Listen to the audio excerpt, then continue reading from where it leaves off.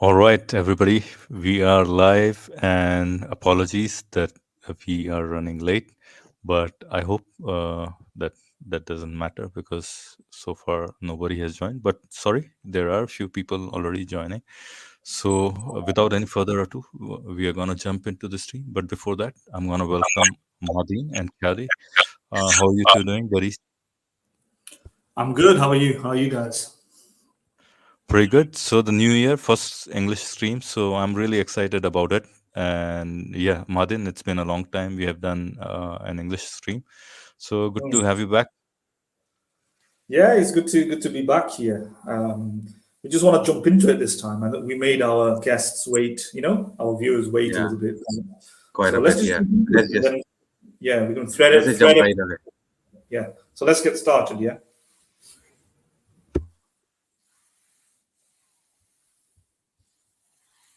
Yes, I'm just gonna take the first link was a long video, so I'm gonna remove that, but we'll be jumping in right away. All right. Mm-hmm.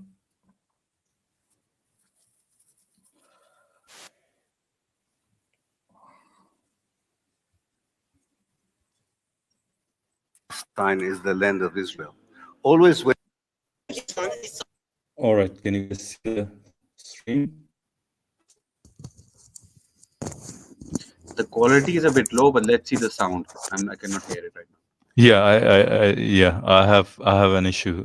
Today I have an internet issue, so you might have to bear with that. All right, let's go through it. You see, Designer doesn't need a designer. okay. Is your question Why mean? should the universe? Sure. Is your question meaningful? Yes. Okay. Let me ask you a similar question. Who is the father of Santa Claus? He invents the class. It's this version of Santa Claus. Okay. So if I ask a question like who's the father of Santa Claus when Santa Claus doesn't exist, the question is not meaningful. If you don't believe God exists, then ask who created God. It's not a meaningful question. It's a theological, it's a philosophical So question. it's not a meaningful It's- question it's- from your it's- side. it's- If you are going to ask a question, the question that you should ask should be meaningful to you. It is. Good. Do you believe in a God? No. Okay. So asking who created this God that doesn't exist is a meaningful question. The designer All right, guys, any takers? Yeah. I mean, it was very obvious that Mansur was probably trying to avoid it or divert it somehow because his question was very clear. He's asking about your Mansur's worldview. It's an internal critique. If you're arguing, because of course we haven't seen what he just said, but I'm assuming what he talked about was, we see design, there must be a designer. That might be his argument, and that is why this person said that who designed the designer then? Now that was a fair question to Mansur because Mansur gave the argument that a design must have a designer. Based on that, one could ask, well, if a design need a designer, does a designer also need a designer? Now, Mansur came up with a very ridiculous response to that you don't believe in God. Why are you asking this question? Well, he's asking this question from you. He's pointing out the problem in your argument. And I mean, it's quite ridiculous the way he responded to that. Yeah, I think Kylie is correct. So that's what I would say as well. I mean, it really depends on why that objection is made. So let me just give dues to how this it's a very popular cliched atheistic objection now to say who designed the designer. Let me just try and give a few examples of where it's misused. In the sense that if somebody believes in God and hasn't really given the arguments why, and then if you come along and say what caused God to exist or who designed God, it might be inappropriate, and Mansur might be correct if the argument is that God is by definition a being that is uncreated. If you can establish that by other means and so on, then that's absolutely fine. Because philosophically, there might be nothing wrong with the idea of a uncaused first cause, right? Or a necessary cause. There's nothing wrong with that philosophically. There's no contradictions and so on. So there's no contradictions in thinking there might be an entity which is conscious that doesn't have a cause or a designer, etc. There's nothing wrong with that. But it really depends on. So when an atheist just randomly says in any argument, like let's say that somebody's arguing the Kalam cosmological argument, and then you come along and you go, well, who designed the designer? Well, we're not talking about that anymore. So it tends to be inappropriate in that context. However, as Kylie has said, and it's an internal critique, if you're building an argument saying that all things need a cause or complex objects need designers, then obviously the Humean objection, David Hume's objection to that was, if complex and intricate and intelligent things usually need designers, then God, being an even more complex, intricate, intelligent thing, needs a designer. But if the theist wants to arbitrarily, special pleading wise, exempt God from that rule, then why can't the atheist exempt these seemingly designed objects, for example, mountains, DNA, brains, from that rule as well? Why does the buck stop at God? So that's the objection. And if intricate and intelligent or organized objects need designers, then obviously God needs a designer. But if the buck needs to stop somewhere, then the theist already admits of an exception. He admits that not every intricate, complex object requires a designer. And how does he determine, therefore, what that object is? It could very well be, if God doesn't need a designer, it could very well be that the universe. Why don't we just stop there? It doesn't need a designer. Yeah, exactly. I think that's the point I was coming at. If you can just dismiss that question because that's your worldview, that you don't believe in a God, then you don't believe that universe is. So you can just dismiss that question right over there as well. That okay, universe doesn't require a designer, pretty much, right? So that's the argument. Shall we move on to the second one? Mahadin, sorry, I interrupted you in between. No, it's all Were you right. finished in- I think Ugba is saying, I think Mansur is right. So yeah, we don't know what the arguments were, right? But it's an internal critique. I mean, if the theist wants to say, it depends how they build the argument. If the theist wants to say all causes require a creator, all effects have a cause, or all things have a cause. And then a basic cosmological argument, not even the Kalam, all things have a cause.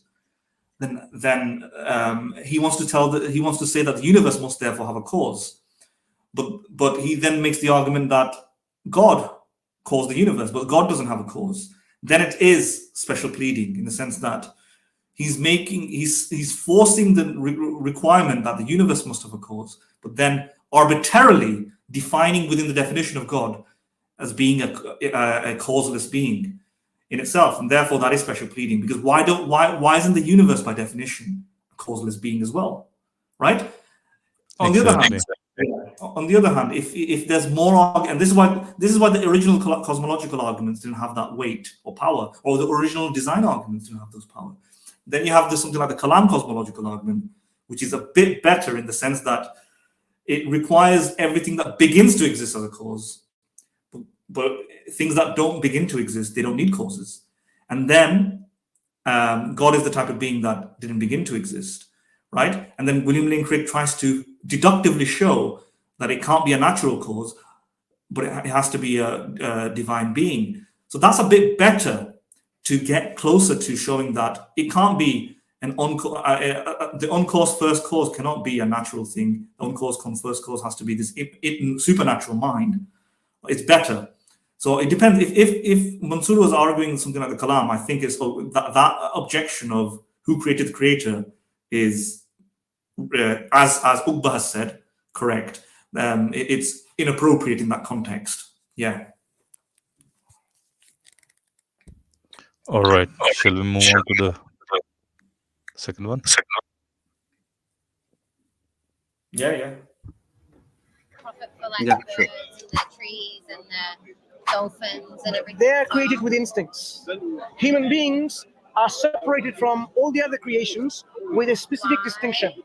Which other animals have gone to space and built into skyscrapers? But there's like that creates some By like, themselves, or someone took it? Yeah, by themselves, or someone took them? Not themselves. some They didn't that invent the creates, spaceship. like, that A creates dog did not invent a hierarchy. spaceship, by the way.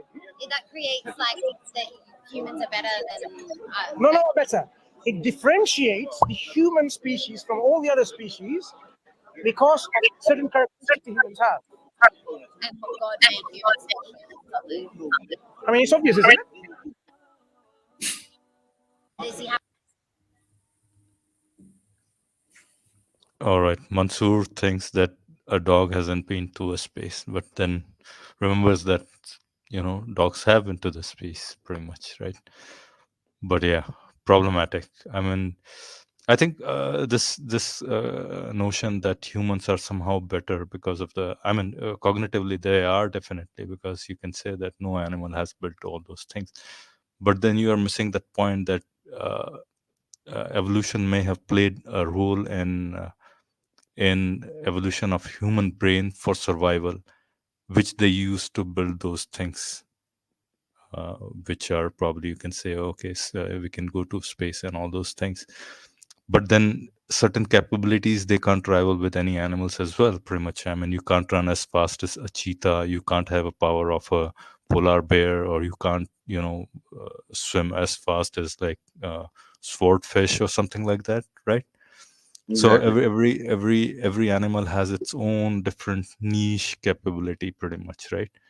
Which humans don't have, and Right. yet our cognition is probably was required to build societies to interact with each other, so that they could survive better in the harsh conditions, basically, as hunter gatherers.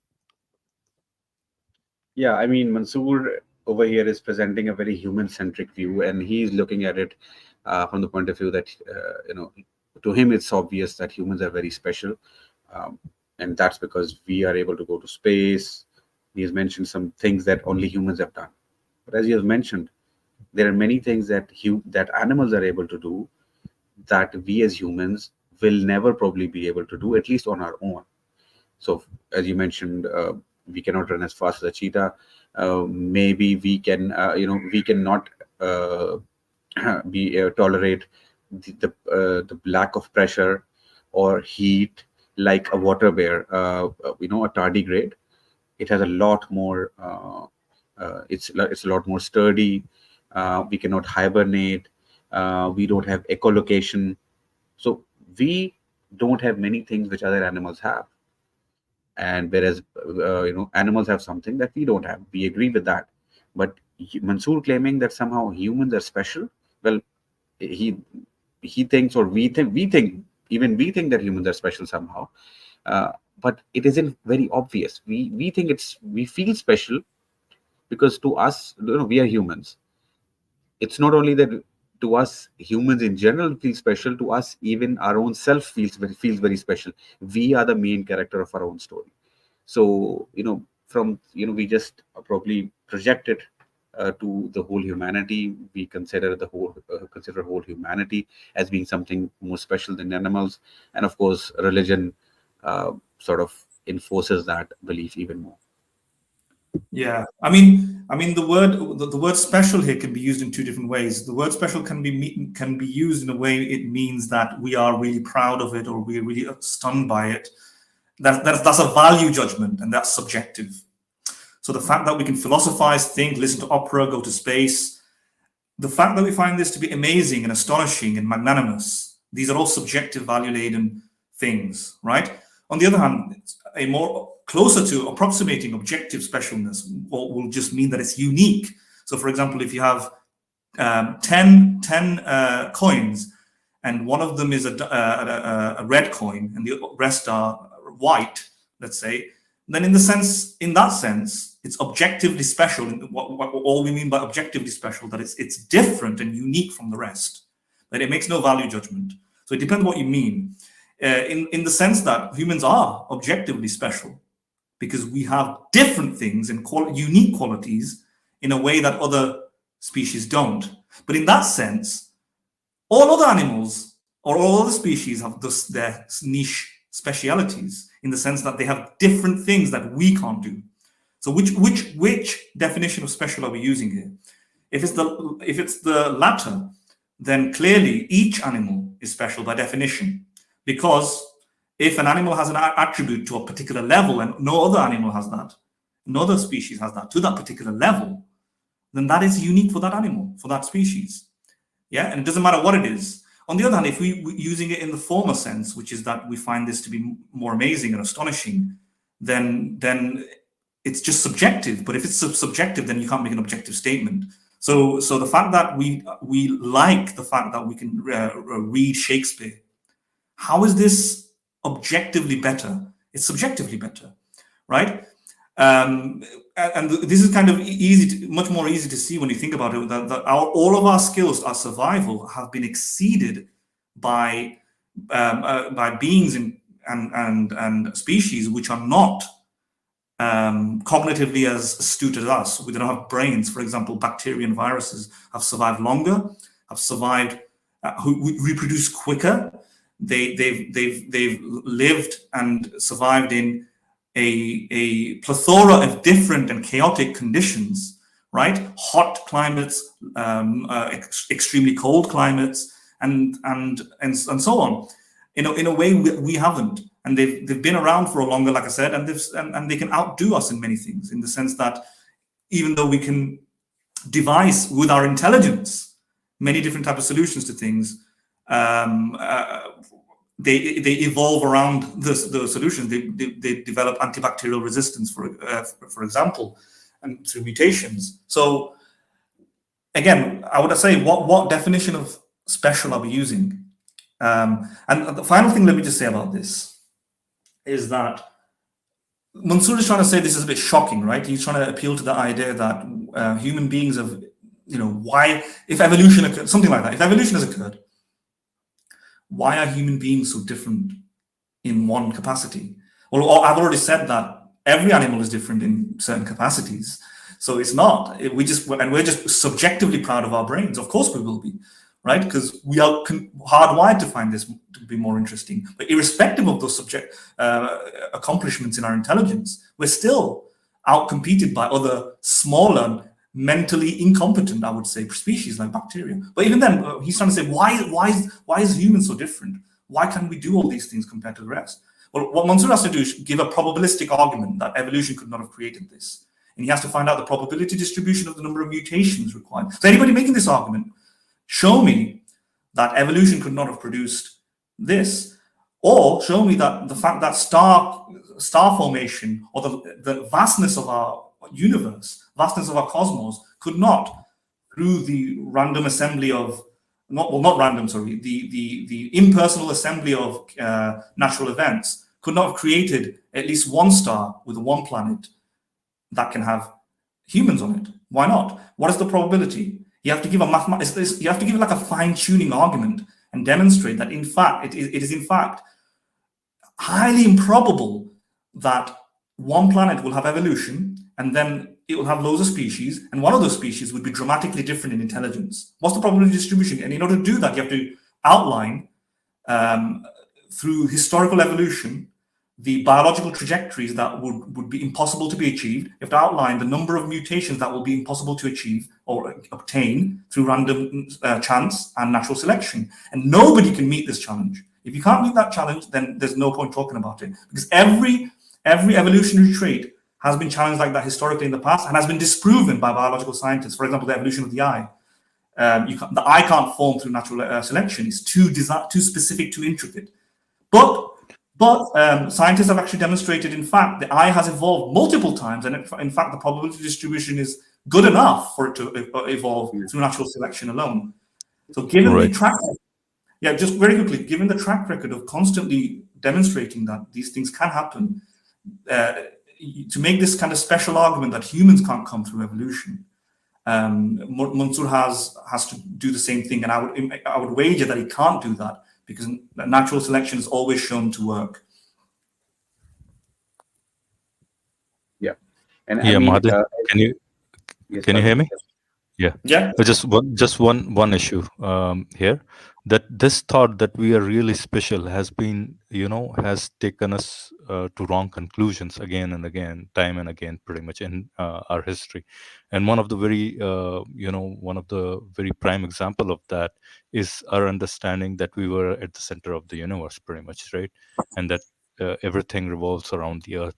We were proven wrong so badly on that. So I think people like Mansoor should at least think through that possibility, that this idea that we thought that we were really special is no longer. This is a relic of ancient people who didn't understand the world as good as we do today, pretty much, right? So that's one of the things that I Yeah. would wanted to say, Yeah, pretty much. I think human centricism probably was what caused, or what maybe was a source of geocentricism, right?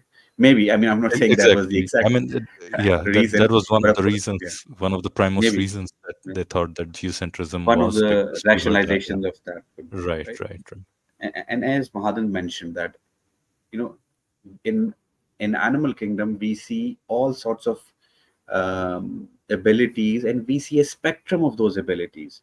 So for example, even in terms of our intellect, we do outcompete other animals by far in terms of intellect and our intellectual abilities, our rational capabilities. However, we do see animals performing way above what we expected them to actually perform in intellectual tests, in problem solving. So we have been able to identify some very intelligent behavior from animals. And once again, we are able to witness a spectrum of almost every ability in the animal kingdom, in throughout Yeah. all living beings. So I think that should make us realize that each animal, we see many animals selecting, being specialized in certain niches. There are certain animals who who are more generalized, abilities. I'll recommend a channel which is quite popular. It's called Tier Zoo. It's an amazing channel, and what it does is it actually explains animal abilities, and it categorizes them into different strengths. It sort of explains it in the way how you would develop a game character, and attribute select certain game points, and you use those points to enhance some of your certain attributes. For example, agility, strength, your HP.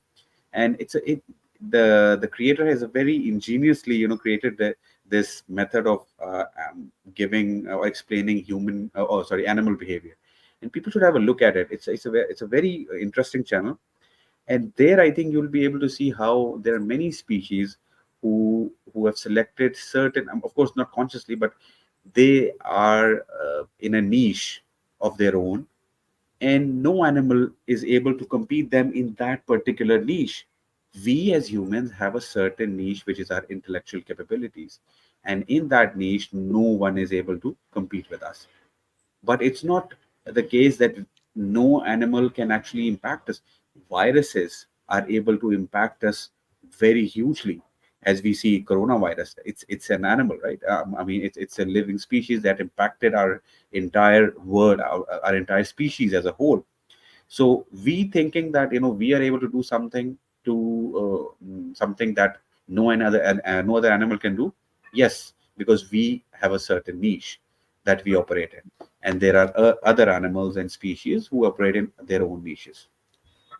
I just Yeah. Yeah. wanted to give an example of sorry, Madin. Just wanted to give examples of birds. Pretty much, there are so many birds. Madin has a pet, basically, right? A bird, basically a budgie, right? And some of Yes. these birds are so smart; they can learn so quickly. Basically, ravens are there, and I'm pretty sure you guys have heard about lyrebird, pretty much, right? You make any noise or any sound, and then it is found probably in Australia or some place close by to Australia or New Zealand, I think, right? And they can so quickly pick up noises and imitate them exactly as it is that humans pretty much can't do those things. So many things you can talk about here, in terms of what their specialties are, the kind of niches that they have, and the ecological niches that they have evolved in, shaped up their behavior pretty much, and bolstered or boosted their strengths pretty much, right? Mahadin, sorry. Yeah. No, yeah, no, I agree with you. I just want to give another type of approach to this. What you can do say is that on naturalism, would you expect this sort of unique brain capacity for one species versus on theism? And I'll say that probability is higher on naturalism than theism. Even if the probability is very low on naturalism, it's higher than theism. So this is Bayesian reasoning, right? So it's comparing the two hypotheses and saying which one has a higher likelihood of explaining the datum. And in this scenario, it's more likely that naturalism explains why we have one species with highly differentiated, distinct brain capacities than compared to others, because we live in a very vast universe, a very old universe. The universe is like a massive chemistry experiment, and therefore the odds increases of having highly improbable events. So it's the law of really large numbers. So if everybody's listening to this, I've said this before in effect, and I want to repeat it here because we have more people listening now than before. The law of really large numbers is when you play the lottery. You think it's 1 in 6 million chance of winning, but if you play the lottery 6 million times, then you're pretty much guaranteed to win at least once. So you can make improbable things that are unlikely to occur very likely if you just do them enough times. And people have actually done this. Getting 10 heads in a row, it's something like 1 in 1,000 chance of getting it. But if 1,000 people are lots of people, millions of people are flipping coins, eventually you will get one straight 10 heads in a row. So improbable events become very likely over a vast span of time or multiple opportunities, trial and error, etc. So what sort of universe do we see? Is it a universe that allows for these improbabilities to occur? Yes, it is. It's first of all, a very big universe. I don't know, Philo would know this, trillions of stars, maybe more, multiple events like this occur. So you have this natural lottery configured, built into the universe, right? So the evidence supports the hypothesis that improbable events can occur, and therefore we should not be too easy to dismiss the idea that an improbable situation where one species has this kind of unique ability in brain power than other species. It should not be too surprising, especially when we don't know if we are in a multiverse, which makes it almost 100% likely. Yeah, 100% likely. Yeah.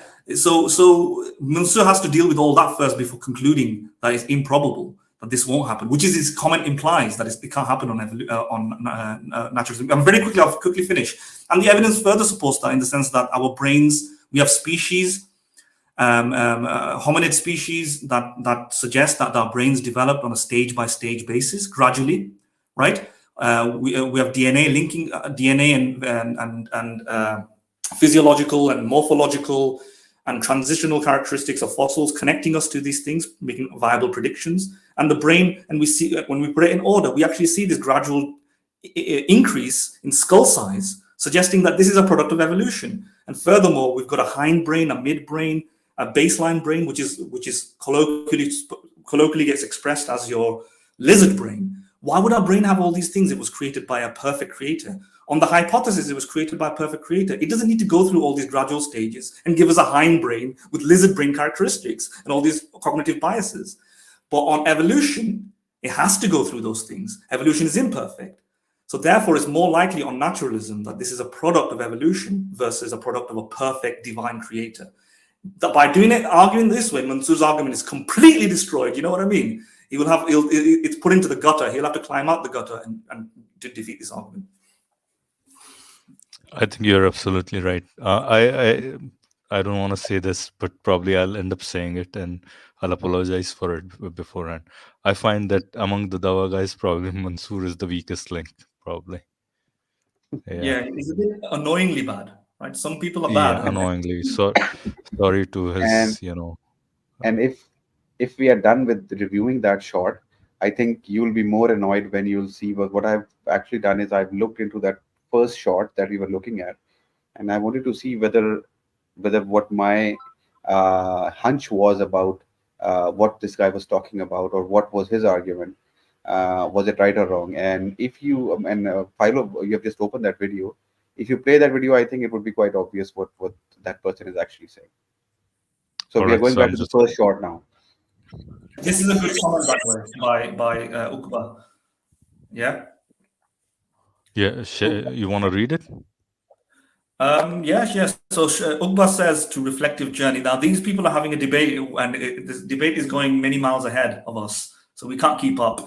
And Uqba's doing a Yeah, good yeah. job. So many. I just skimmed through all the comments. So, but Yeah, yeah, he's a doing Yeah, a good but make job. sure that debate is going on. make sure you don't skim through them so quickly while we are talking about it, because it might distract the audience.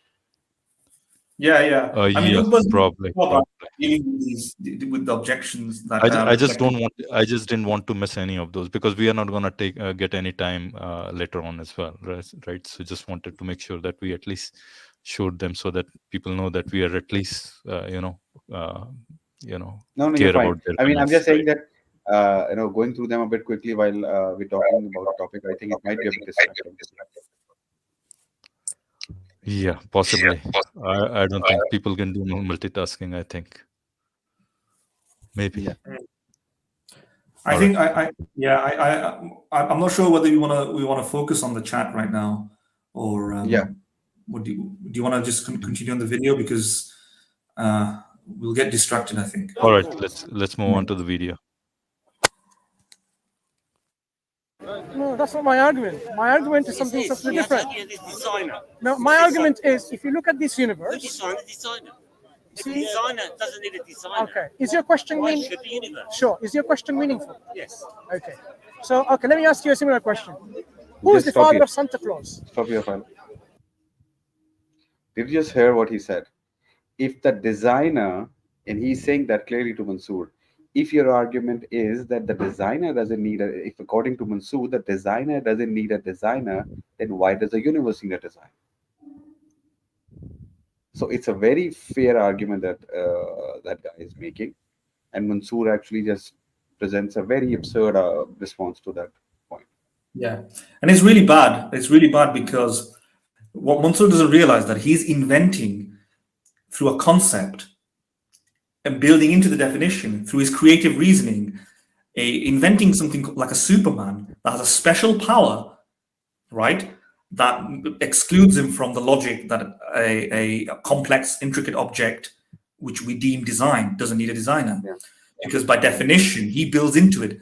He builds it into it subjectively. He's created this definition. So why can't we, the argument is, create a definition for the universe that similarly applies? He just doesn't realize that that's what he's doing. Exactly. Right? Building into the definition of this Superman character, which is all powerful, benevolent, is also uncreated.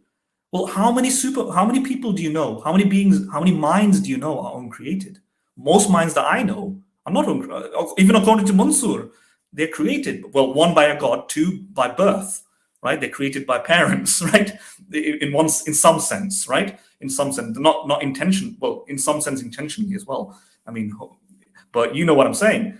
But they come from other, through biological reproduction. Most minds.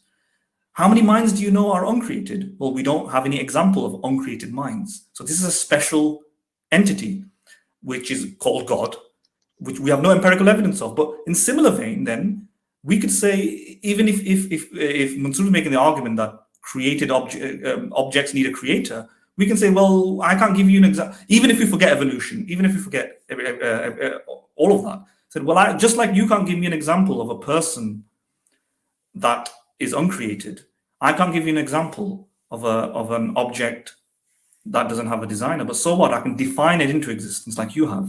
I can define it into existence and say, well, maybe the universe or maybe natural events are uncreated. They don't have a conscious creator by definition. And just like you're saying, Santa Claus can't have a father, or just like Zakir Naik says, when he says what was Zakir Naik's version of it again? He said something like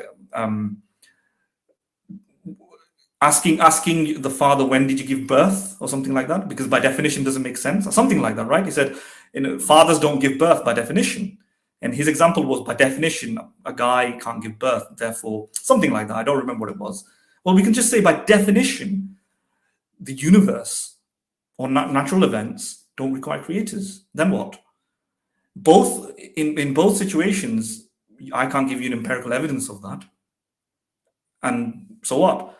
So yeah, it's really bad that they don't see this obvious flaw. This is really bad flaw where an elementary philosophy student, we discussed this in first year's philosophy, would know it's like an obvious flaw, and people like Mansur are just not realizing it. And why is that? My question is not why is this wrong now. I'm questioning, why is Mansur so foolish to not realize this? What do you think it is? As I said, Exactly. he's at the bottom of the yeah. I think it's clear to me, at least. I'm being judgmental, but it's obvious to me that he's being intellectually dishonest over here. He didn't know how to respond to that. Maybe he's deficient. A very ridiculous response to that question. It is also possible that he's that dumb, probably. Yeah, sorry to say that, but quite possibly. Yeah, maybe he's intellectually dishonest. Yeah. Maybe he's quite that dumb. Yeah. Who knows? Anyways, shall we move on? Or? Yeah, we can move on. I just wanted to add this because we can probably make a clip connecting these two, but because it was very important for us to see what that person was actually saying. So yeah, I think now we are actually now it's clear what that person was actually talking about. And even I would say it was intellectually dishonest of him to make that short, starting from in that way where he just says who designed the designer, because if he was intellectually honest, he should have presented this line. Right. Yeah, he would have added this line, because even this statement isn't very long. It's a very short statement that he's making, the atheist. So it wasn't very long that it would not be included in that short. But yet Mansur chose to not include that portion, but only that statement. That who designed that? I think you're going too far in saying, judging him that he chose. Maybe he genuinely didn't think that was necessary. I'm saying he could be really that. Maybe I'm giving him too much credit. Maybe too much credit. Okay, yeah, we can move on. Let me just say one more thing. I think a lot of theists find it difficult to imagine an uncreated first cause, which is just a natural thing, versus a God. For some reason, there's some psychological acceptance of the idea that they can imagine a mind just existing eternally. Consciousness, right? Yeah. Some sort of consciousness, right? Yeah. And I remember when I was young, speaking with a friend, and they just found that more easy to accept, that a mind doesn't need a designer or a cause. They just exist forever than particles. They just found that easier. But this is just an illusion. The easiness is merely psychological, because when you think about it deeply, both are quite they're in terms of common sense, they seem a bit or intuitions, they seem a bit absurd. Like I said before, how many minds have you ever seen that just don't have a creator or a designer or a cause? I mean, you know what I mean? I mean, the mind that you are came from a cause, right? And the mind that it created you came from another cause. So we have no example of a mind that has no cause, right? So if yet, although I would argue we do have examples of mindless causation, which is impersonal events, we may not have a physical example of like a mindless cause, like a physical event that has no cause in and of itself. We may not have that right now, or something like that. But that's the case for both, right? We don't have any empirical evidence of a mind, a causeless mind, and we don't have any real empirical evidence of a causeless natural event. Let's say maybe there's something to say about quantum events and so on, maybe interdeterministic events and so on like that. But that's open to interpretation. But whatever the case, let's steelman it and admit it. But we don't really have any real example. But the theist is in the same position. Why is therefore this spooky mind that doesn't have any parents. Like all minds that we know has parents, right? Yeah, every mind that we know has a parent, right? Just like the theists want to say that every designed object has a designer, every watch has a watchmaker, every mind has a parent. Yet the theists want to say there's a parentless mind at the beginning of the universe. Well, then why can't we say there's a designless object, which is the universe, right? It's total symmetry. There's no asymmetry between these two things. They're both the same. If they can say there's a parentless mind at the beginning that lived forever, this is completely exceptional, then maybe I can say that there's a designless, without a designer, universe that's always lived forever, or always has existed forever. It's exactly the same. In the words of Muhammad Hijab, both of these statements have equal epistemic weight. I think he said it. He used that word. I'm not sure if that is. But he used that somewhere, and I think that is what I understood from it. Right? So I think both of these statements have equal epistemic weight. Yeah. Because theists are just shocked that I can think that there's a causeless universe. Like things don't just happen out of nowhere. Well, minds just don't come out of nowhere either, do they? Minds usually just come from parents. So you have this special. Yeah. Go on. Sorry. I was just supporting the case. I said mind is just a rearrangement of matter, and probably, and can't be certain about it, but is an emergent property of the brain, basically, which is just a rearrangement of the same atoms or same fundamental particles that were dispersed at the Big Bang, and you can go even farther back, probably. Who knows? We don't have any empirical evidence of what was before, right? And so, both the theists and the atheists are appealing to something very special and very counterintuitive, different, and very beyond our experience, right? And for some reason, the theists seem to think that we're the crazy ones. No, it's also very crazy to think there's a mind without a parent. But you're willing to accept that, then you should be willing to accept that that there can be a universe without a cause. Right. All right, guys, shall we move on to the next one? Yeah, let's move on. Wrong seems to be defined by the society, which can change. But the system that we are introducing to you, society doesn't make things right and wrong. There is an absolute standard which we can use, from which we'll say this is right, this is wrong. Because that only then we can say something is right, something is wrong. Otherwise, you cannot come along and say this is right, this is wrong. So the system that Islam provides, the Creator has created us for a purpose. He didn't just create us all mere play and just created for a reason. This universe will one day come to an end, like our lives will come to an end, but that will not be the end of it. There will be judgment and accountability based on our belief and deeds, and then there'll be another life, either in a good place of tranquility, happiness, joy, and bliss, or another place where there is misery, suffering, torture, and pain. We would like you to consider, where would you like to go? I think, throw in Euthyphro's dilemma here, right? Basically. Yeah. Add Euthyphro's dilemma here. Yeah, I don't know what to. What else to say? What else to say in this, right? We've attacked this so many times. Exactly. We mentioned this so many times now.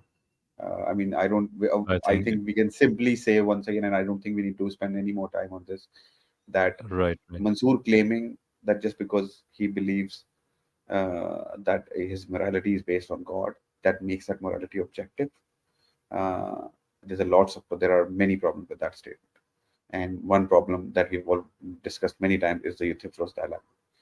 And so the question arises, what do you think is good or bad? And which horn of the Euthyphro's dilemma will you actually choose? Right. Madan, you want to add something? I think we should. I don't remember which which stream we talked on this. We have talked on multiple streams about this problem of. You guys can actually just, the audience can actually just go to our live section and see our discussion on morality. Right. Yeah. I mean, I we've think talked yes. Sorry. So you can actually go to the discussion, our review of Muhammad Hijab's debate with Aaron Fasser, and I think we covered. In that debate, look at our review of the Hamza's statement.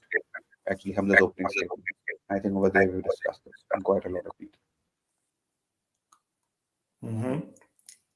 Right. That's correct. Hamza's opening statement, and the debate is atheism versus Islam versus atheism, something like that, right? We'll add the link to that stream or to Yeah, that video under the in our comments description. Yeah. description section. and many of the debates, I would say we delved into it even deeper in the debates with Haris Sultan and that Kaiser person. I think we spent a lot Kesar, we also dealt in that Morality. stream as well. Yeah. Right. That we spent more on that, I think, talking about these things, and we repeated ourselves a lot there. Yeah. Right.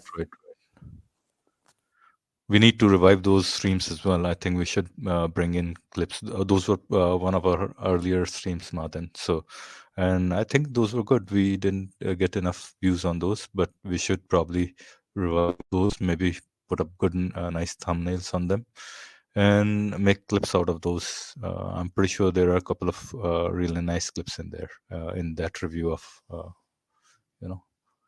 debate. Pretty much. Anyway, shall we move on then? Yeah. Let's go.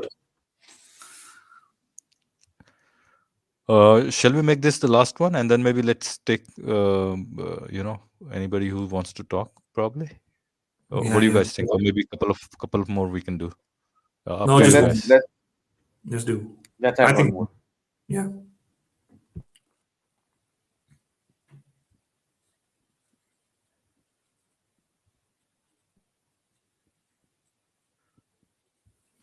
All right, can you guys see?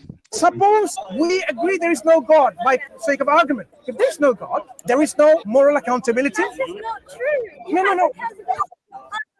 Where did that come from? I told you before, there is a sense of fear that is part of it. But if I'm not afraid, in a godless universe, we are living our life according to our own ideologies. Now, suppose I am a very powerful person. What makes me happy is doing all the bad things. Right. Talk about evolution. No. Let's talk about it's not really good for evolutionary for you to want to kill other people. Wait. Evolution says in one of the models, the survival of the fittest. Maybe I am that fit guy, which has all the power and authority to destroy everyone else for that person's own happiness. So suppose that I want to be happy because that will make me fit. All right. Seems like Mansur hasn't read any of the ethical theories, pretty much, right? It seems like he's devoid of. He doesn't know deontology, virtue ethics, or what you may have pretty much over there. So I don't think he has read those. In his mind, either you have it's a black or white fallacy, pretty much right now. Yeah, but also the person I'm speaking to is not a very good representative of the other side. I mean, she doesn't know what she's saying either. Yeah, she resorted to evolution straight away, right? I mean, in part, she might be right that some of our moral intuitions might be driven by, evolution. Somebody can say, right? But then she didn't represent her position pretty well. No, I mean it depends on what she meant by that. I mean, if she wants, I think Mansur would be correct to. They are both understating what they're maybe in the haste of the conversation, under-explaining themselves and making articulating in a bad way. But I mean, Mansur should be saying something like evolution is just a descriptive scientific theory. It's not an ethical theory, right? And evolution may put on biological constraints on our behavior, but it doesn't explain what we ought to do and ought not do, right? And she should be saying that if the argument is that everything goes, evolution, descriptively even, has created drives and motivations and desires to not create that sort of society. In other words, we've evolved for such a long period of time, and we've evolved a moral instinct in order to be a socially altruistic species for the most part. In general, obviously, it's not always like that, But in general, there are computer programs and mathematical equations demonstrating that indeed the best optimal sort of position to be in it would be an altruistic one. And therefore this kind of dystopia that Mansur is thinking won't happen, right? At least, but that still doesn't defend. That would at least explain that at least a dystopia won't happen, but it doesn't show that there is a moral standard. All it means is that there are drives and feelings and instincts that are consistent with a altruistic vision, altruistic sort of reality, but it doesn't show what we ought to do either. That doesn't, you can't derive an ought from the is of evolution. And Mansur would be also right to point out the fact that there are certain circumstances in evolution in which selfish behavior might be appropriate. So, for example, the lion killing the cub so that it can procreate with the mother, triggering its cycle so that it can be impregnated by and then it forcibly rapes the mother. The lioness. Right. The lioness, Yes. right. So which part of evolution are we prioritizing? So as soon as we start saying this is good and this is evolutionary, this is a good behavior, this is a bad behavior, then we're being selective. If it was just up to evolution, well, evolution creates all of these behaviors. Which sort of behaviors are we trying to enshrine in our laws? Which sort of behaviors are we legislating? Are we following the line? No, we're not. So clearly there's a agent here choosing and picking behaviors from evolution to prioritize and legislate and prescribe and say we ought not do this. So therefore it's not so easily the case that you can just point to evolution and say that this is a normative ethical theory. So evolution only explains why we behave altruistically. It doesn't give us the foundation for objective ethics. And in order to do that, you have to make a philosophical case.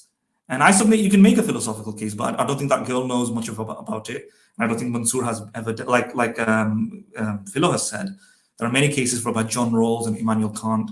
I mean, these are very standard understandings. They're more special. There are more unique niche positions by modern day moral philosophers, like Shelley Kagan, who makes the argument that you can make a case for objective morality. And I don't think people like Mansur has even heard of these things. He's just a guy who talks to laymen, being a layman himself, in a park, which is, that's what he is.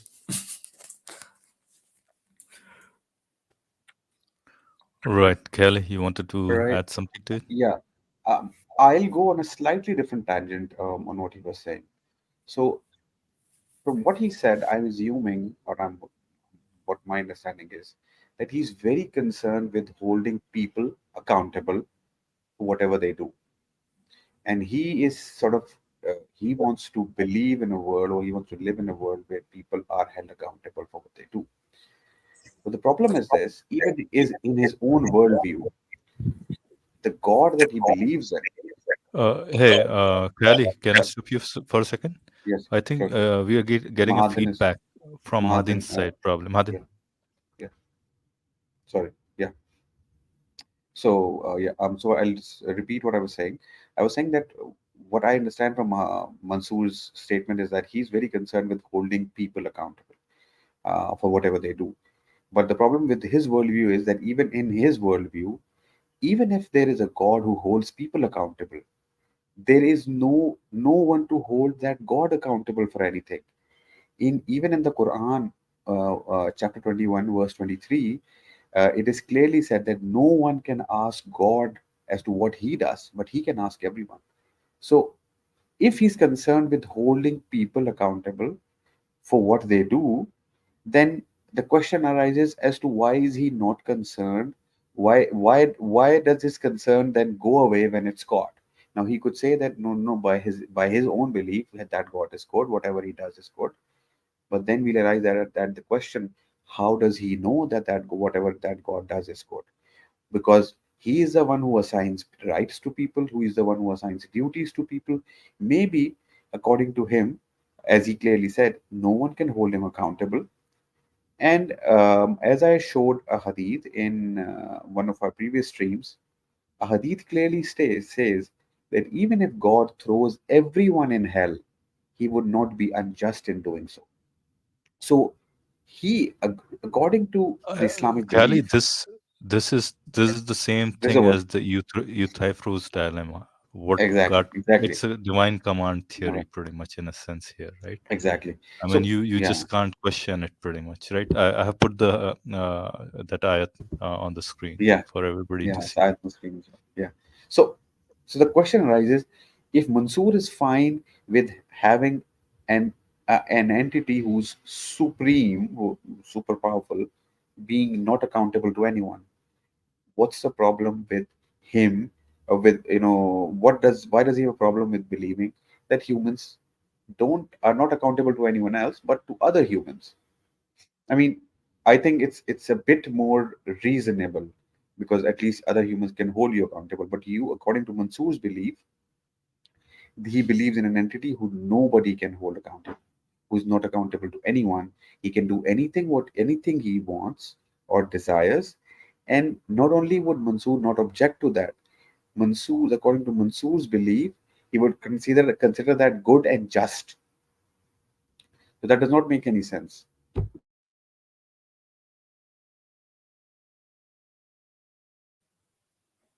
Mm-hmm. Ugba, Can you hear me? Ugba asked me to display this one, this hadith. He says that in this hadith, Adam absolves himself from the moral responsibility, basically pointing to predestination. Was this for this one or something else? Maybe it was for this one, right? Okay, I'm just gonna drop this. Madam, you have something to say, or should we? Um, I'll just say that You can show this hadith. You can show this hadith, the one that I sent right now. yeah, I'll just say that for Mansur, he's trying to say that without God and there's no accountability, or you're just subject to multiple and various different ideologies and so on.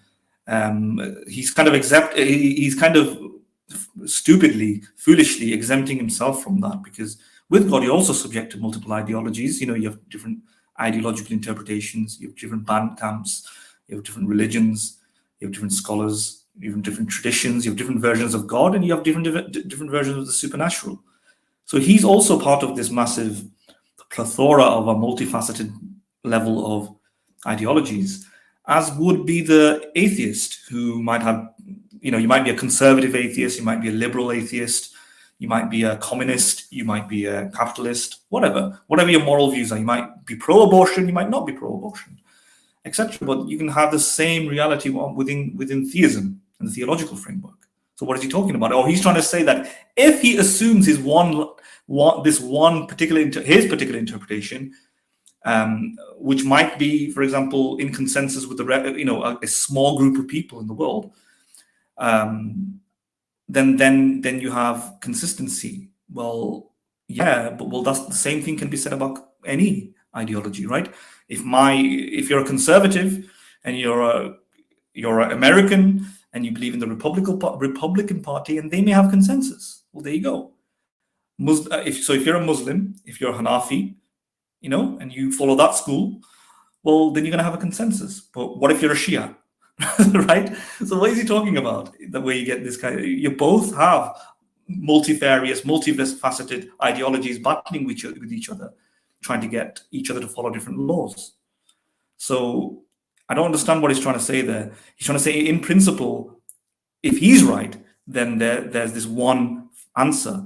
Well, everybody believes the same thing. If in principle, if I'm right about abortion, let's say, then we have this one answer. And I'm actually quite conservative with my beliefs on abortion. Well, am I right? Well, if I'm right, then we have one answer. So I don't know what he's talking about. And the other thing that I'd say in terms of accountability, the girl is right and I'm just reiterating what I said. The girl is right in the sense that we do have accountability, right, in the world to each other. And if that wasn't the case, then we wouldn't have flourishing societies. We won't have prison systems and court systems. We wouldn't have legislation. We wouldn't have policies. We wouldn't have stuff like shame and humiliation, ostracization, and excommunication of people who betray the tribe, let's say. we wouldn't have condemnation. These things are part of all, can be shown through game theory that helps regulate society. This is why we don't have people just going around murdering and raping and sociopaths and psychopaths running havoc. Evolution has minimized these traits and has configured society to be far more harmonious than Mansur is giving credit for. And this is why you see atheistic societies doing really well statistically, and why there's correlation between democratic and secular societies and a variety of different humanitarian values. Decrease in discrimination, decrease in bullying, harassment, increase in compassion and public spending, public resources, all this. So we don't have this kind of craziness that he's talking about. So he really wants to make the case that philosophically we're not accountable to anybody.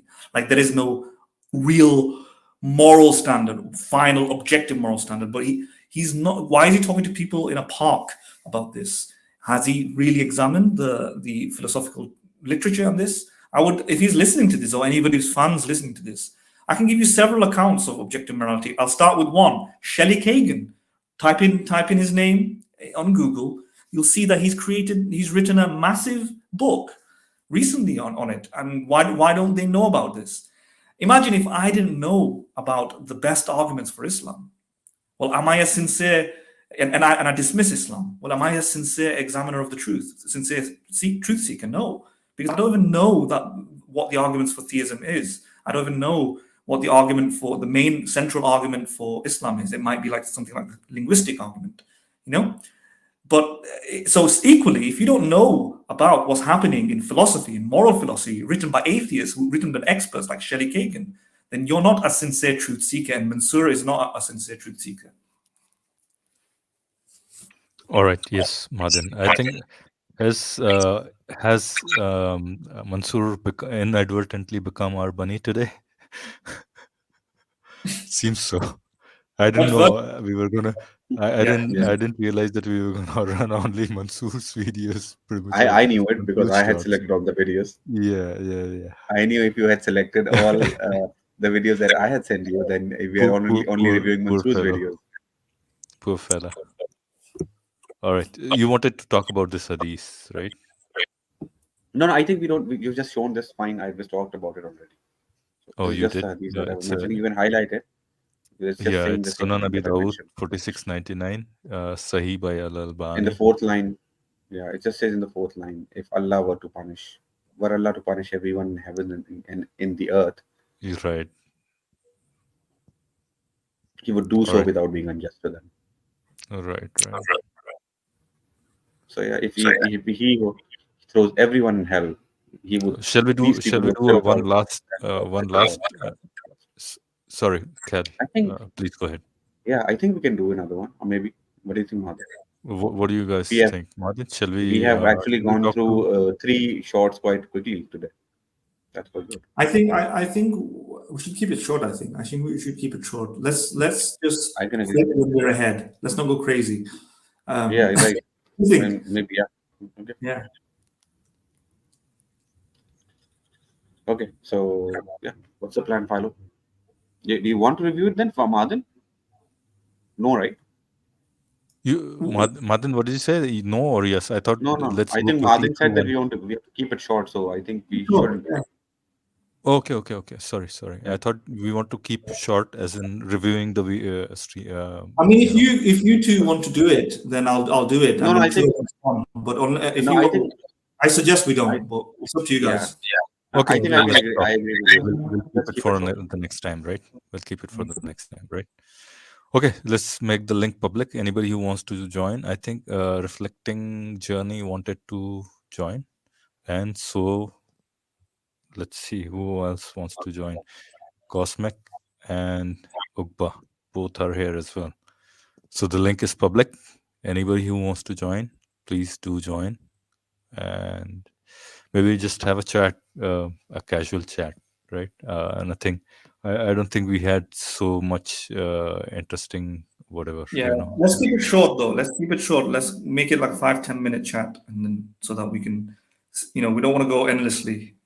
Right? Yeah. Maybe as soon as we hit 1 hour 30 mark, we'll close the stream. Right?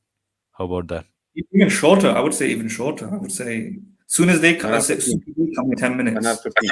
Yeah. 10, yeah. All right, sure. All right. I don't know who's there. Reflective Journey, Ugba, Cosmic.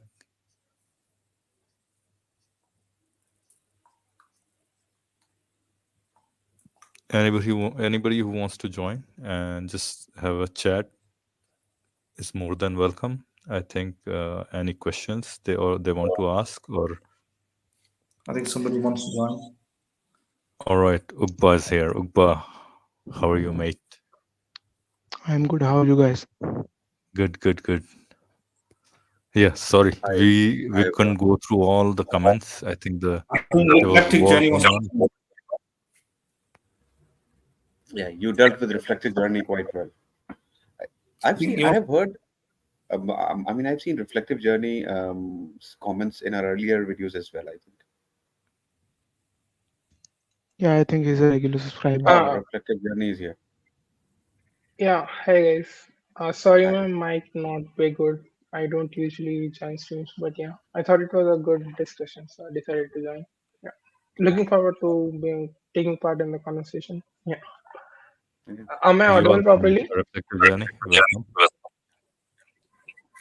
All right. Yeah, well, Can you tell a little bit about yourself? Have you joined the live stream before this, or this is the first time on?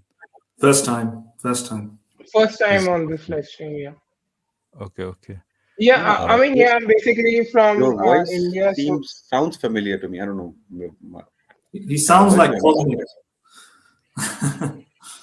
I sound like. You sound like another Cosmic Inquirer. Cosmic Inquirer who occasionally comes on. Oh, okay. Yeah, no, I'm basically from India. So, I mean, yeah, traditionally raised as a Hindu, but then I got into an atheist phase. And then, I mean, by profession, I'm a software engineer. So, And work in IT. what are your current Basically. beliefs? What is your current stance on Uh, religion? yeah, currently I'm like still in the exploring mode itself because I'm trying to. I mean, mostly I will take something like a perennialist position that all religions have some part of the truth, but they're trying to arrive it at different ways. But since I have a historical connection to, I mean, since I'm a historical being living in India itself, so I have to try to get back to the tradition, but also not do it like naively believe it, but yeah, try to do the reinterpretation thing that all religions try to do. So, Why do you have to? but I think you said Can you have I to. ask one question? Reflective. So you said you went through an atheistic phase, right? yeah. So probably two questions. What brought you into? What were the arguments you had to get yourself onto that atheism phase, and then what convinced you to get out of that? Basically, those are the two things that maybe briefly, just how did you arrive at that? I mean, I think getting out in that out of it's pretty easy. You just need to because in our educational institution everywhere, scientific paradigm is the only paradigm, right? And if you try to make sense of things using only categories of science, then obviously religion doesn't make sense. And yeah, I mean, I just bought the standard Dawkins line that science is science. Sorry, I'm hearing echo. Yeah, that it's the way to the truth, and if the claims don't have a scientific validity or like an empirical validity, and yeah, those claims are basically poetic or yeah, in some sense. So, I mean, yeah, that was. I mean, I still think that there is some truth to that position, but yeah, I would say more refined views currently, but yeah. All right, no, we are not gonna grind you on that. It's perfectly fine. You're wherever you are. I think if if you're enjoying where you are, perfectly fine, right? I think as long as you're not way too dogmatic. I think Madin wanted to say something. Madin, and before that, welcome Cosmic. How are you? And Ugba hasn't spoken, Cosmic hasn't spoken. Madhu, go ahead, and then probably Cosmic and Ugba would like to add something. I don't really want to say anything, but based on what Reflective Journey is saying, yeah, I mean, just to say something for the sake of saying something, what you're describing there is scientism, that all and everything is, in terms of truth, determine what is true or false about the world. In order to obtain any sort of knowledge, science is the only way to achieve that. And by science, you might define it as the scientific method or methods, plural, like the way you do things in chemistry, physics, even sociology and psychology, even history, maybe, empirical testing, observations, repeating the test. Sorry for interrupting, Madhin. Maybe I'm ignorant in that matter, but I have a question in that regard. So, would you equate a person who believes in scientism with a person with an empiricist? No, I wouldn't. So, what would be the difference? Well, reason being, science is a little bit more fleshed out. So empiricism is just learning things through experience, but it doesn't really tell you how, right? Okay. Science is a more of a, so that's why I would differentiate. It's very related, and people might use it interchangeably. For me, though, like from what I know about it, I would say empiricism is just sensory data. It's the idea that our senses give us the information about the world. We learn through experience. Science is a little bit more of a fleshed out method with sophisticated controls and systems of how to do that in a more precise way. So do you need to always do science, therefore, to learn things empirically? No, I mean, I can learn about my chicken sandwich. I can just 1 minute. I can, for example, look out the window and I know there's a dog. Do I need to do a scientific experiment? Probably not. I just need sensory data. But then, if it's a contested question of something quite difficult or challengeable, then you might need something resembling science or the rigors of hard fundamental sciences. So, in that sense, I would say even a court case that would try to establish there was indeed a dog outside my window would resemble something like the scientific process, although it won't be like the hard sciences. So how I view it is that empiricism is not necessarily science, but if you want to be a very good empiricist, you'll put on the scientific hat. Yeah, thank you. I just wanted to add here, Madhin, and correct me if I'm wrong here. And how I have tried to understand it is probably empiricism is a more broader term, and then scientism is just a part of it. And you can say that empiricism can be used as both inductive and abductive reasoning, and scientism or science more so relies on abductive reasoning probably. But I might be wrong here. But then, inference to the best explanation kind of a thing is what you would use in abductive reasoning, and that is probably one of the fundamental principles within the science. Yeah, I know. I wouldn't reduce it to that because I wouldn't reduce it to that. But what are you going to say? Reflective? Are you going to say something? Yeah, I mean, I think there's a lot of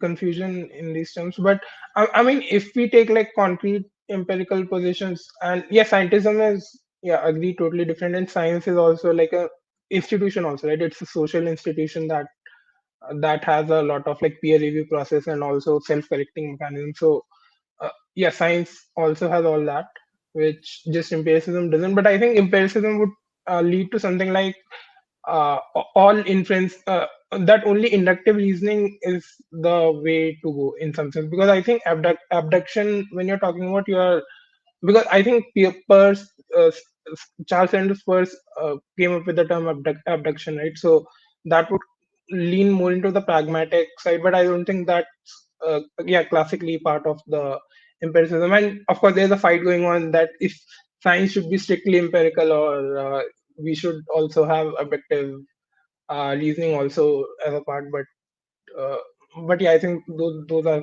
some contested question within the philosophy of science itself, that what should be the part of it. But I would say empiricism takes sense datum, or I mean, there are of course different philosophers who came up with it, but yeah, something like Hume would say that the impressions are what we are getting, and our ideas are just complex impressions that that we make from relation to impressions. But ultimately, the basic uh, the basic foundations from which we are starting is it's something that we are getting through the senses. So at least that's how I understand it.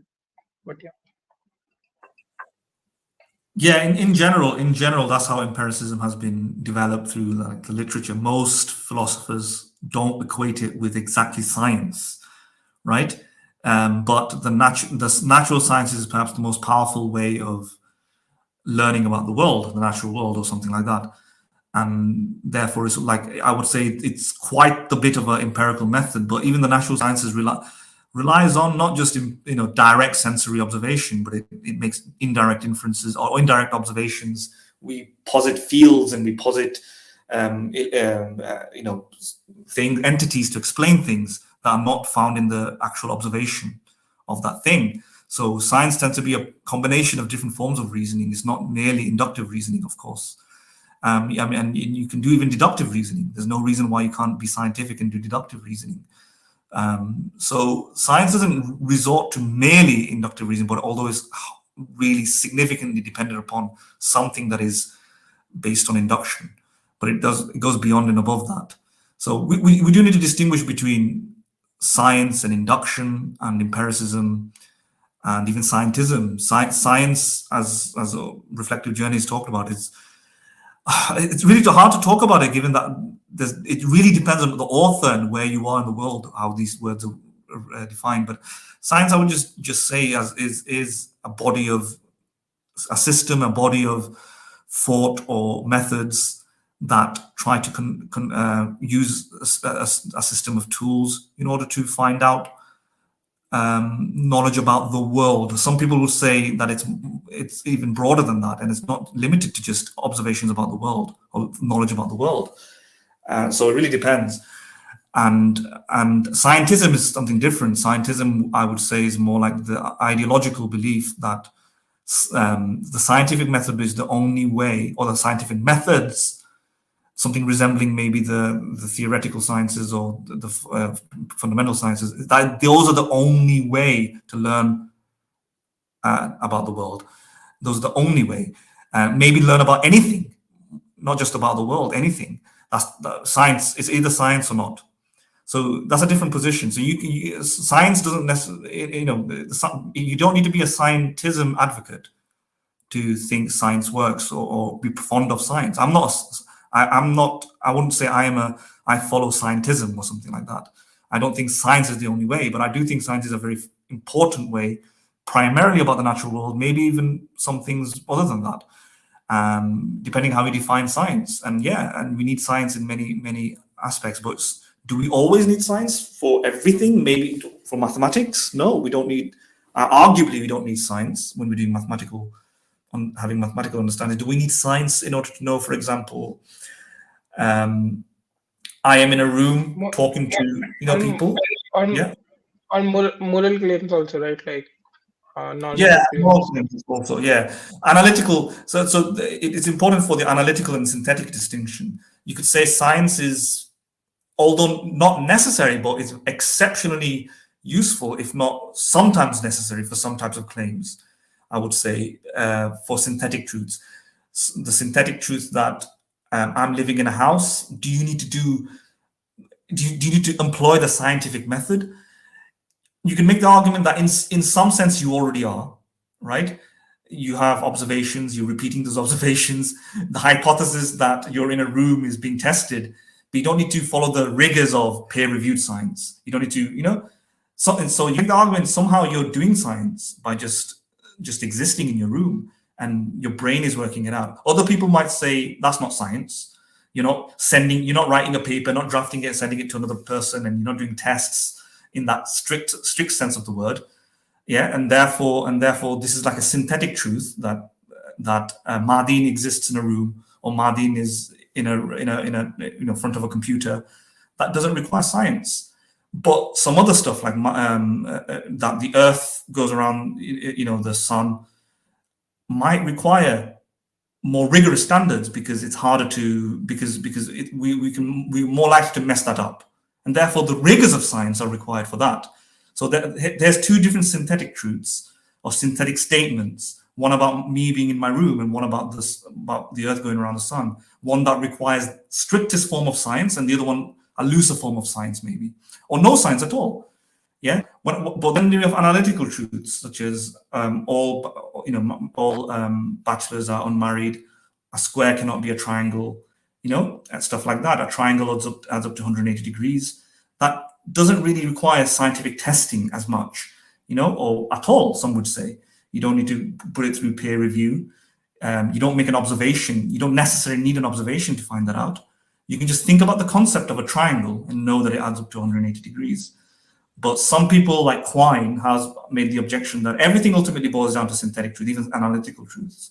He challenges the synthetic analytical distinction and argues ultimately, in order to know that a triangle adds up to 180 degrees, you need to have an experience of a triangle. So it's kind of like a Humean thing that even the idea that a triangle adds up to 180 degrees, well, is because we have experiences with lines and shapes, and eventually we know that if there is something like a triangle, it will add up to 180 degrees. Or if there's a bachelor that is unmarried, or if there is if there's a bachelor that is unmarried, we only know this because we know what a human is. We know what a human who is not paired up with another person. We know the institution of marriage. We know the laws regarding it. But how do we know these things? Well, through experience. So that ultimately, even analytical truths like that boils down to observations. So observation is the fundamental sort of. So Right. it depends. Anything we are looking to, even all the deductive arguments, most of these Kalam arguments, all those have their premises based on the induction as well, pretty much, right? Yeah. But before Madan, I think we should take Cosmic and Ugba.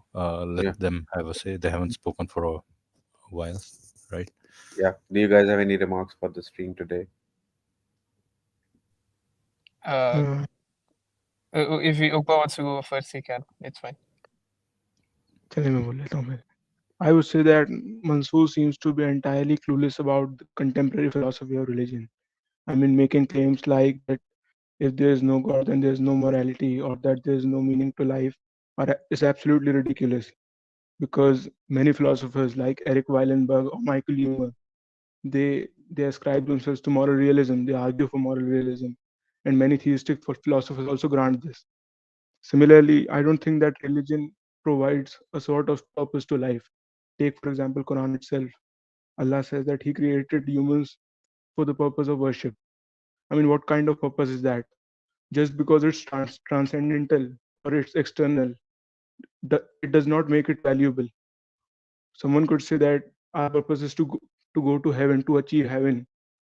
But then we can ask that, what's the purpose of life in heaven?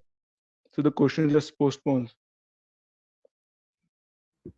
Yeah, you're right. I mean, you push the problem one step back, basically. Yeah, Exactly. I couldn't hear And because I that's- lost my internet connection for a bit. But in any case, but I agree Cosmic. with you. You're right. Yeah, I agree with that viewpoint as well. Religion tends to just push the questions one level further rather than answering them. I think that's pretty much been the historical, everything from why birds fly, or why you should act morally, or stuff like that. Yes. The answers that religion gives just push it one level further. This is why we have existentialism even in religious thought. For example, take Allama Iqbal. He's a sort of existentialist in the Islamic thought. Or Kierkegaard, if I'm not wrong. I mean, just to push back a little, right? I mean, I would argue that people can certainly argue for moral realism, but the question of normativity is a tricky one, right? Because in some sense, the modernity, we can say, starting from like Descartes on, was some sort of like that all norms are constituted by us human beings. So it's our activity or our attitudes that people have that that decide what's norm. Like we can see it all in the social contract theories and everything, right? That norms are what actually people agree to, and it's people's attitudes that are defining what norm should be. But the argument against that sort of like what these are making is that if you take that modern view to like its complete conclusion, then it would collapse into relativism, because you would in some sense have to have some norms that are not dependent on the attitudes of the agents, right? Because otherwise it's collapsing into relativism. So I don't think we can simply dismiss it by saying that some philosophers are arguing for it. So yeah, it's definitely not the case, right? Because at least you'll have No, no, to. no. That's not what's been said, though. That's not what we say, that we're dismissing it because some philosophers are arguing for it. We're saying that we're not dismissing it because philosophers are arguing. We're saying philosophers are making a case, attacking the logic, what you just talked about there, and saying there are flaws in it. It doesn't lead to those conclusions. And is developing a counter case with premises leading to a different conclusion. And they're not even engaging with it. If anything, it's people like Mansur is dismissing those philosophers because they don't even know about their existence. Mansur hasn't read any of those, Yeah. basically. He's unaware of it, at least so it seems, pretty much. Yeah. So Yeah, I mean, I agree that definitely those people are not engaging. Yeah, the argument that you're making that is socially mediated and is dependent on minds and agent dependent, mind dependent, and so on. I mean, that sort of argument you can make for almost everything, and people like Shelley Kagan and even people like, what's his name now? You must have heard of him. Derek Parfit has written extensively on it, that something being mind dependent doesn't necessarily make it subjective, and they go to great lengths to try and make the argument. They should at least be acquainted with these arguments and have counter arguments against them, but they don't even know about them. Yeah, but a realist would argue that if Hitler won the World War, the genocide would still have been wrong. That's the sort of reasoning that the realist would use. Yeah, and you can make the argument also that if it's dependent upon God's mind, it's still, and this is what the concession has been made in the literature. The modified divine command theory has came as a response to the original divine command theory, because it just made it subject to God's whims and values. Meaning, if it because God decides something is right because of its nature or whatever you want to call it, it's still dependent upon mind. It's a subjective mind. It's dependent on the God's preferences, etc. And this is how the Euthophria deals with it as well. So it's called theological voluntarism, right? Divine command theory boils down to theological voluntarism in the sense that it's dependent on God's mind. So we don't escape this mind dependency reality.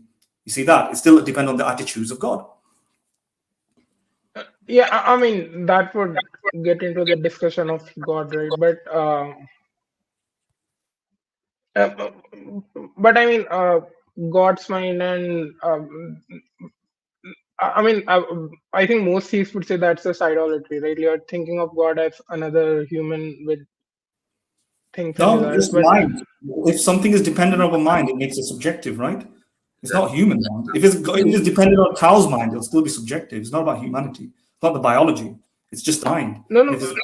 So, I mean, metaphysically, if you take an idealist position, then everything in some sense is mind, right? So, in that case, there would be no subjective. But I don't think that's not the point, bro. Why would you metaphysically take an idealist position in this situation? Yeah, that is not relevant again. Because I think Hegel is right, but yeah, that's a long discussion. Because that point is not relevant over here, right? What Martin just mentioned is that no matter what you say, if your point is that humanity is based on God, then it is still based on it is still mind dependent, because it is dependent on God's mind. No, I mean, I wouldn't take the divine command theory.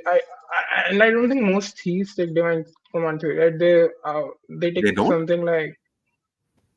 I think you're mistaken there. Why would at least most of the Abrahamic ones do take the divine command. You probably are talking about the Indian culture and Yeah. so And in that majority of case, the population of the world is belongs to the no, not Abrahamic. the majority. I think I would say mostly the Abrahamic faiths, pretty much. At least No. they do follow. I'm saying majority of the believers of in the world belong to the Abrahamic religion.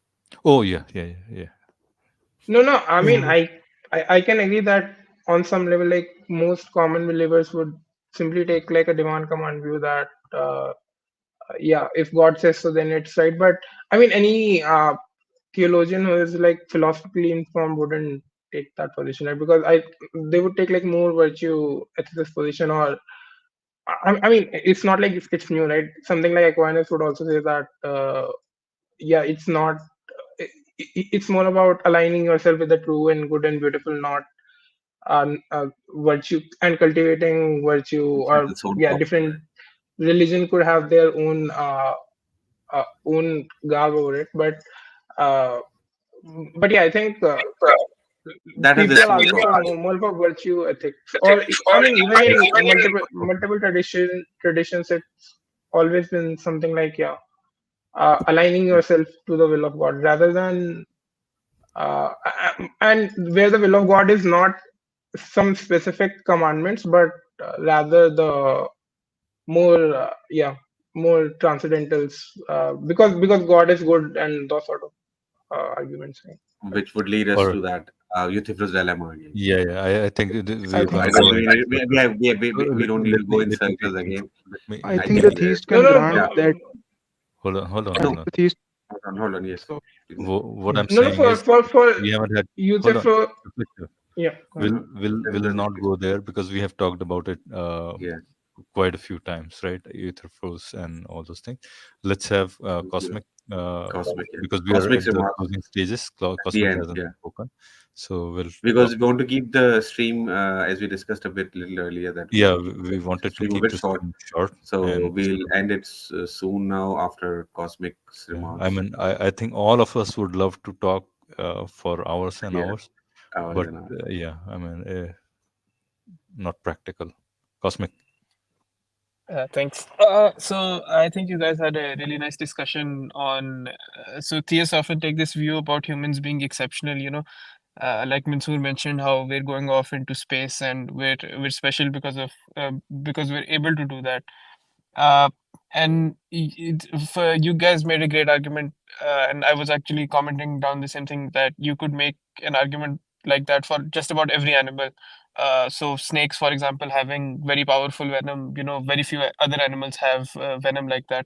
Or certain animals, being able to withstand high levels of radiation. They'd even be able to survive, nuclear fallout or nuclear war between different nations. If you look at the numbers in population, so cockroaches, if you're measuring success by how many of us there are, then cockroaches outnumber us by, I think there's like an estimated 50 billion cockroaches. It goes from like 10 to 50.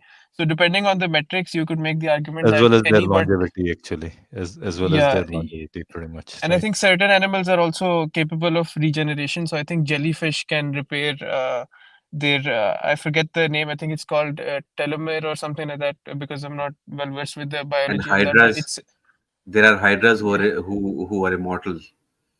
eh, They're biologically immortal. I think They're Khali biologically already immortal mentioned beings as well. tardigrades, right?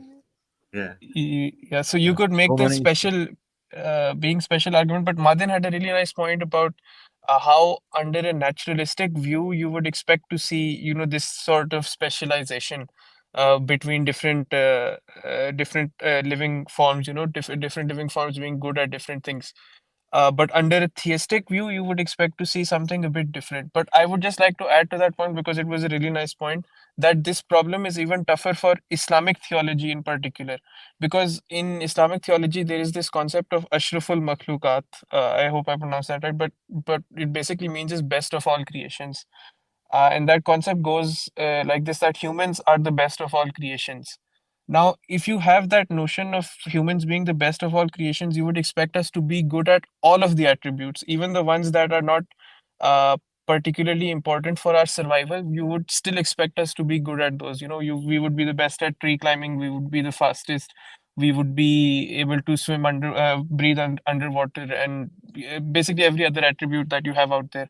But when you look at reality and then you compare this statement about us being the best of all creations, we're just the best at like one or two attributes. It's just intelligence and endurance. And the endurance point, I just wanted to explain a bit. So the endurance part is that basically if you're hunting, let's say a deer, right? We can run after the deer. It's most likely going to outrun us. But then once it outruns us and takes a break, it's going to see us coming over the horizon. It's going to run again, see us over the horizon. And eventually it's going to get extremely tired. And this is what happens to most animals. But humans have this ability to just keep going for long periods of time. We're not particularly fast, but we don't tire easy. So it's just intelligence and endurance. It's the only two things that we're good at. But yeah. Yeah, I mean, you're right. In terms of endurance, I think there was only one other animal which was better than us. I think As far sled as I know, I dogs. think the Alaska Sled and dogs, sledge I dogs, think. sledge Yeah. dogs, because they are able to go continuously run for days without, with just, eating on the, while they are moving, without minimal, what you'd call any rest. So you're right. But yeah, best of all creations would mean that we would expect to be like, you would expect us to Yeah. be very good at many, many attributes, if not all of them. So, I'll push back on that point a bit, because I think, you know, I have a concern with that point in Islamic theology. But what you are saying is that because human beings are ashraful makhluqat, so there are two problems with that. One is that this concept of ashraful makhluqat, this term ashraful makhluqat, I don't think it's there in the authentic sources. I've not read it, because I used to believe that it is, but I think it's not there. I'll have to recheck if you have any source, because I think I discussed it with some people and I couldn't find it in Hadith or Quran. It's not there in the Quran. Maybe it's there in the Hadith. Maybe it's there in any other literature. But I think that. Khali, I think the concept of human exceptionalism is Yeah, in now Quran. that is there. That is there. Now, what I'm pushing back on is just that point that Cosmic is making, that just because humans are, let's say, it's a most special creation of God. Therefore, it should be special in every way, because I think in that regards, Muslims already have a being which is far superior to human beings, which are angels. Angels are even superior to animals, to any animal, because they are immaterial. They get, I don't know, they're very huge. They have, I don't know how many wings or whatever, right? They are super powerful. So I think the problem with the Islamic theology in that regard would be, what makes humans special? Why are humans special in God's eyes? Is that an arbitrary decision of God? Yeah. No, This is What what I there is said. a free will. exactly? Yeah, Kyle, this is what I said before. There's two different yeah, definitions of specialty: objective and exactly. subjective. Remember, I said when we try to find something is special or good at something, you can just say, if if humans are better than animals, then in what regard? And then we measure things. So if a human is better at typing on a keyboard, then human is better than a hippo at typing in a keyboard. And if an alligator crocodile is better at killing its prey than in the water than humans, then the crocodile is better. But then the question comes of that you may say that is my definition of objective better. Maybe the term objective doesn't apply here, but I'm just doing it for useful purposes, because that is easy to measure. And in that sense, Cosmic is correct in the sense that if you're the best of all creation, then how is humans best? What's going on? But then they're not. In what regard? It's clearly some animals are better than some humans in many different things, and so on. And humans don't excel in everything and greater than other animals. But then the question of subjective better, which seems to be something more to do with like a value judgment, right? In the same sense that even if you find a species that is more excellent than you in everything, somebody can decide that you're better still, more like a subjective judgment, right? You're more valuable. Well, that's because it's just mind dependent. Like you just like it. Maybe the fact that, let's just give an example. The fact that we can, think about science, think about poetry, think about art, is subjectively good to us. But the fact that the lion can think about food is subjectively good to it. And that's a subjective type of better. And by saying that, you're not saying that you're not doing those objective things that I said before through certain various metrics, or we just mean we just think we just find it better, because we human beings would find it better to read poetry than a lion would enjoy just looking at trees or something or whatever it enjoys. Yeah, because we're built that way.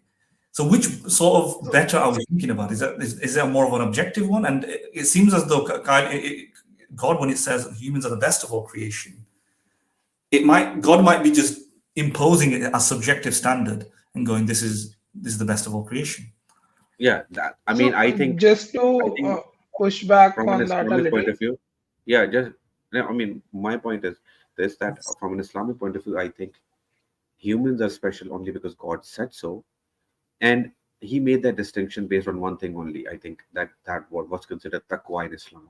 So in a way, you could understand this by the fact that humans have this ability to choose, and they choose to do something. They have this ability to choose between right and wrong, and they can choose right. So if they choose right, they are the best of the beings because they did the right thing, because despite having an option.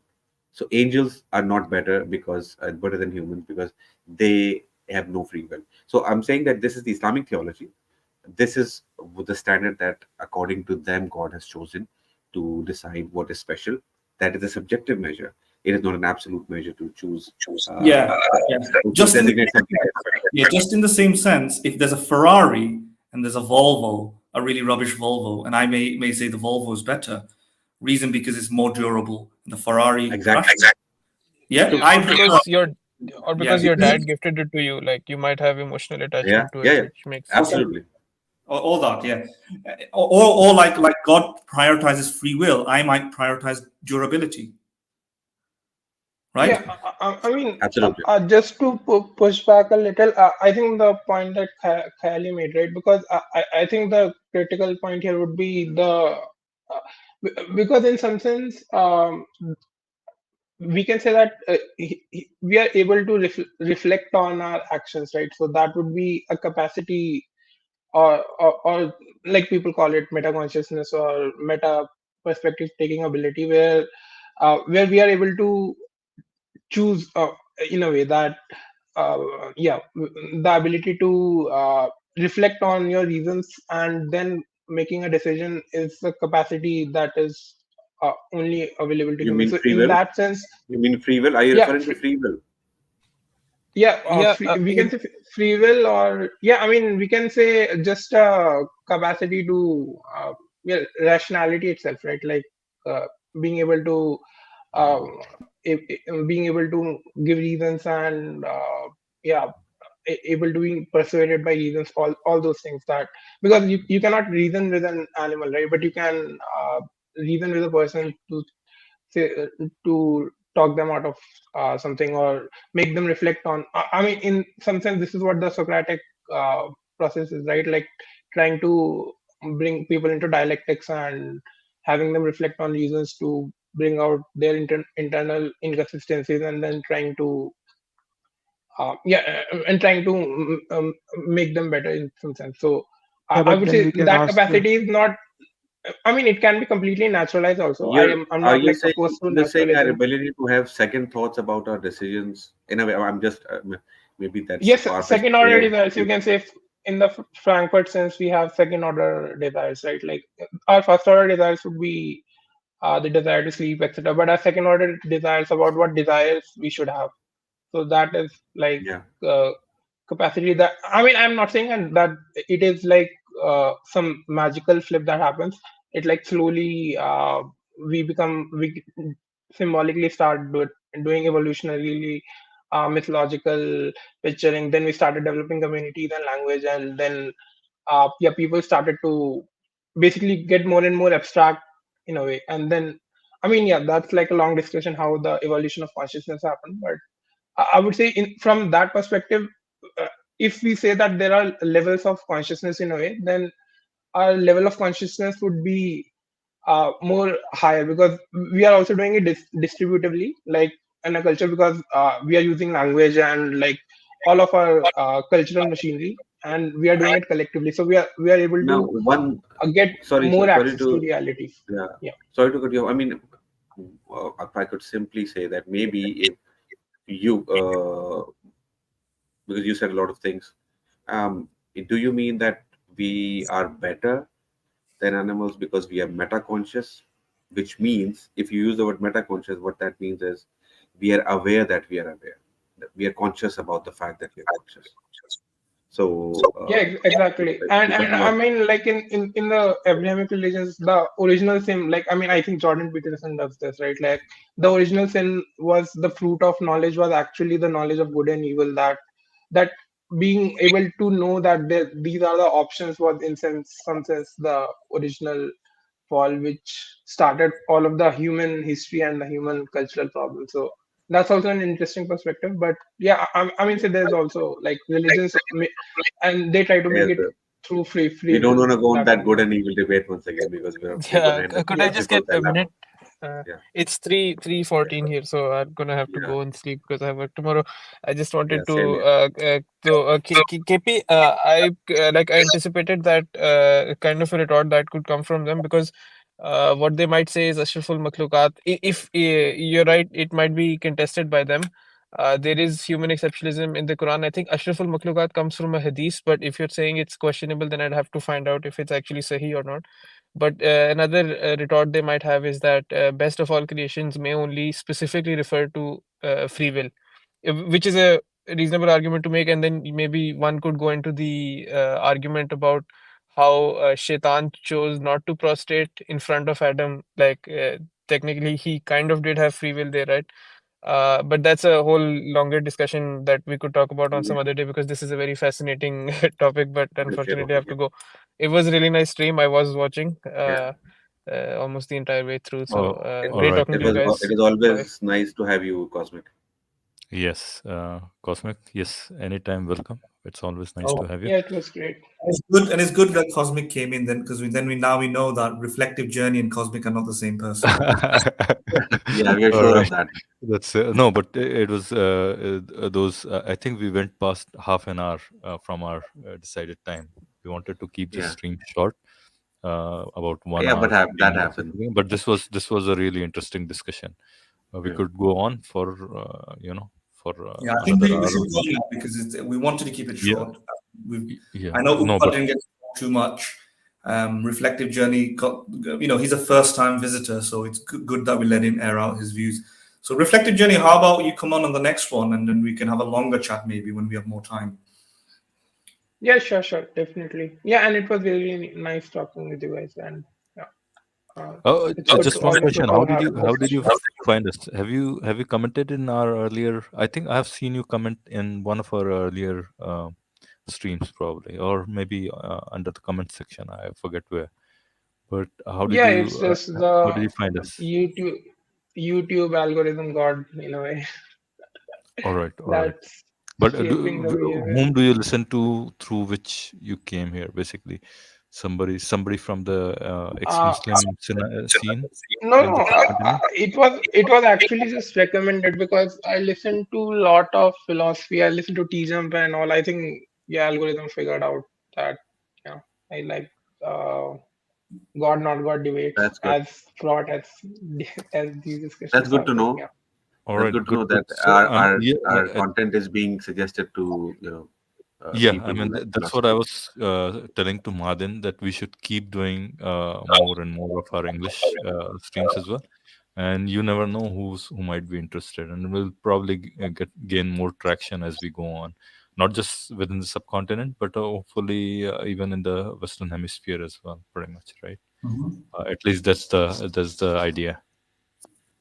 Yeah, and But definitely, I mean, overall, I agree with your project that that you guys are mostly targeting the Muslim like Dawa crowd, right? That is, yeah, that's also like gaining a lot of influence in society. So that's it's good to have like a counter force to their yeah, I mean, they're sort of superficial ways to make arguments and yeah, like trying to fool the gullible public.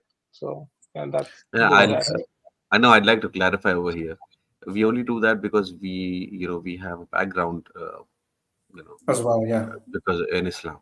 I mean, but we have a problem with overall Yeah. with most religions that we have studied, at least what I have studied. In general, also I make objections against generic gods. They're not against specific. Yeah. Like out of all three of us, I barely refer to the scriptures much. I try to keep things against natural theology, or generally philosophical, and not really specific to Islam. So I'm not too bothered about. I'm not really bothered about making just specific attacks against Islam or anything like that. But I think we do need to wrap up. I think because time is of the essence. Let's wrap up. Yeah. It was nice having you on Reflective Journey. Hopefully, you'll join us in our next streams as well. All right. Yeah, Beyond heard. I've also turned on the notification, and I guess Great. also Thank you very much. All like right, the stream and share the Yeah, sure. whoever is watching. Please do share. Share with All right. many. Do share and write your thoughts under the video or stream once it's done. Basically, that helps bring our streams up and the YouTube algorithms. So if you can do that, that'll be awesome. By the way, and so thanks for dropping by. We'll talk to you. Yeah. Bye In bye. the next stream. Ugba, closing Bye. remarks, please. Sorry, Yeah, you didn't get in much chance today, but it was a good No, discussion, right? no, it's not a problem. Reflective Journey came on our channel first time, so it was better to let him speak. And I think I'm Yeah. happy that a person like him found our channel because he seems to know what we are talking about. He understands our arguments and the contemporary discourse that we are having right now. Looking forward to some more fruitful discussions. Right. Yeah, definitely. Catch you guys later. All right, then. Let's wrap this up then. All right. So Kelly, thanks for last joining, one. both of you. Closing remarks. Yeah. Bye bye. Kelly, closing remarks. No, it was a good stream as always. Had some fun with Mansur's videos. You didn't realize that all of those videos were Mansur's. I knew it. Yeah, I So didn't it was realize. I think we Mansur sort of became a buddy of ours for tonight, basically, tonight's stream. yeah. So Let's just wrap it up it was because I think we both, all of us, exhausted ourselves, and there's nothing left to say. All right. Okay. Right? let's just Okay. Before closing, I'm gonna say as you. Sorry, Kelly, you wanted to add something? Just no. I agree with Mohammed. All right. So what I wanted to say was, anybody who's going to listen to the stream later on, like, subscribe, share, press the notification bell, and make sure that you comment whatever you after listening to this stream properly, whatever you have in your mind. Do comment, ask a question, write anything, your thoughts or whatever. Just make sure you comment. Basically, just we want you to propel our channel, and at least it should be visible all across the globe, pretty much. That's the desire. That's the idea. But thank you very much, Madin and Khalid. It was a wonderful stream. Let's see when we can do another stream next, right? Good night, everybody. Wonderful to have you, Milo. Have a good as well. All right, then. Thank you. Okay. Take care. Bye bye. Bye bye. Bye bye.